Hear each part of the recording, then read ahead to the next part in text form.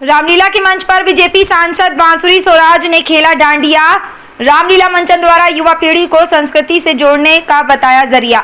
देश की राजधानी दिल्ली के बवाना विधानसभा के रोहिणी सेक्टर 23 स्थित सनातन संस्कारम की भव्य रामलीला में पहुंची नई दिल्ली से बीजेपी सांसद बांसुरी सोराज स्टेज पर महिलाओं संग जमकर किया डांडिया।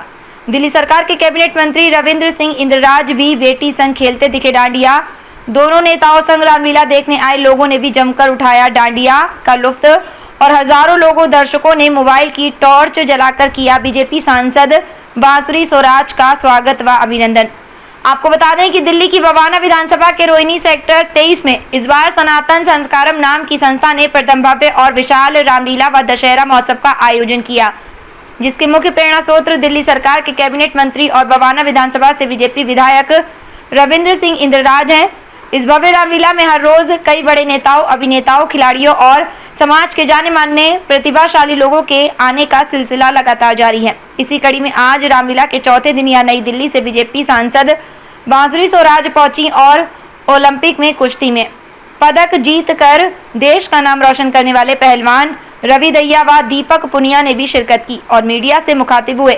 यहाँ एक तरफ जहां दिन में भव्य राम बारात निकाली गई तो शाम को डांडिया नाइट का जबरदस्त कार्यक्रम आयोजित किया गया, जिसमें सांसद बांसुरी सोराज भी डांडिया खेलने से अपने को रोक नहीं पाई और उन्होंने रामलीला मंच पर दिल्ली के कैबिनेट मंत्री रविंद्र सिंह इंद्रराज की पत्नी समेत संस्था के पदाधिकारियों की पत्नियों संग जमकर डांडिया किया और लोगों से भी, खास तौर से महिलाओं ने भी डांडिया का जमकर लुत्फ उठाया।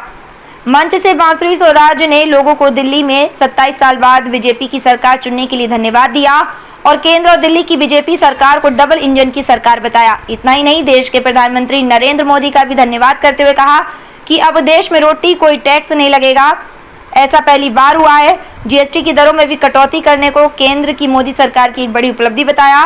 सांसद बांसुरी सोराज ने मीडिया से बात करते हुए सनातन संस्कारम के सभी पदाधिकारियों को इस भव्य रामलीला मंचन के लिए अपनी शुभकामनाएं और धन्यवाद दिया। साथ ही कहा कि रामलीला जैसे आयोजन आज की युवा पीढ़ी को अपने धर्म, संस्कृति और संस्कारों से जोड़ने का एक माध्यम है।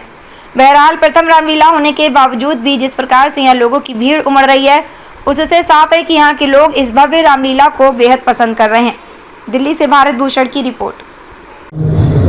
रवि जी, आप ये बताएं, आप आज यहाँ रामलीला में आए हैं, खुद युवा है, युवा पहलवान है, तो युवाओं की बात करेंगे तो देश का युवा है, उसको आप क्या संदेश देना चाहेंगे और रामलीलाओं को कितना जरूरी समझते हैं आप युवाओं के लिए?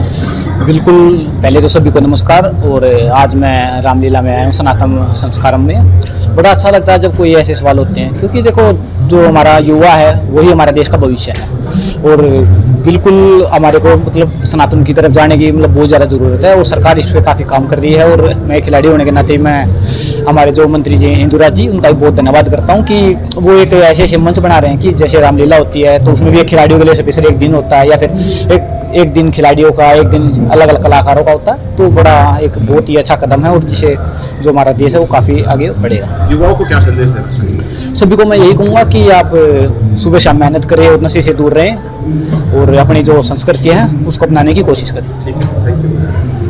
बांसुरी जी, आज आप यहाँ पर रोहिणी में पहुँची हैं, सनातन संस्कारम नाम से ये जो है रामलीला हो रही है, प्रथम रामलीला है, क्या कहेंगे इसमें?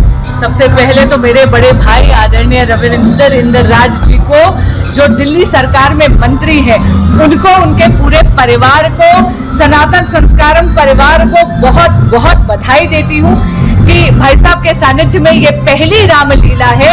मैं जानती हूँ कि यहाँ पे जो भव्यता मैंने देखी और जितने बड़े नंबर में, जितनी बड़ी संख्या में यहाँ पर लोगों ने आकर पार्टिसिपेट करा है, मैं जानती हूँ कि ये रामलीला तो सेंचुरी पूरी करके भी आगे बढ़ती जाएगी और यही मेरी मंगल कामना है।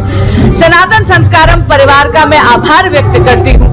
वो जो एक केवल रामलीला का मंचन ही नहीं कर रहे, वो ये सुनिश्चित करते हैं कि सनातन संस्कृति जो शाश्वत है, सतत है, उसकी निरंतरता बनी रहे और ये जो राम कथा के मंचन से और कथा के श्रवण पाने से अगली जनरेशन में भी सनातनी संस्कार आगे दिए जाए, इसके लिए मैं उनका बहुत धन्यवाद करती हूँ। आपने जो नई जनरेशन की बात की, कितना जरूरी समझते हैं रामलीला मंचन को जो है न्यू जनरेशन को संस्कारों से संस्कृति जोड़ने के लिए? बिल्कुल, क्योंकि सनातन संस्कृति हमारी पहचान है, हमारी शान है, हमारी मान आन और आन बान है।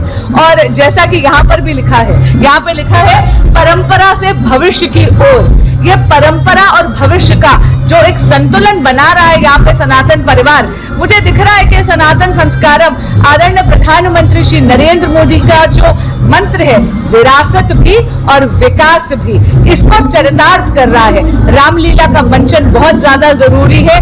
बच्चों में सनातनी संस्कार राम कथा के मंचन से जाए तो एक बहुत रोचक तरीके से वो संस्कार ग्रहण करते हैं।